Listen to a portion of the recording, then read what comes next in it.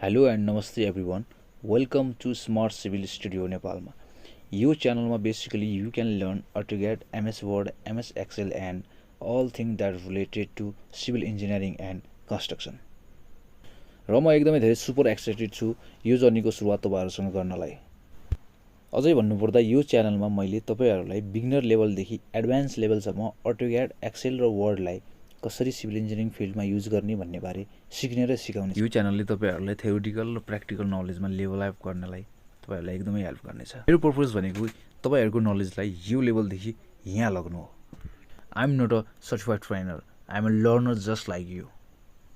यो च्यानलमा we will cover all about drawing in AutoCAD, calculation on Excel sheet and preparation report on Word अनि on site trick and construction tips पनि।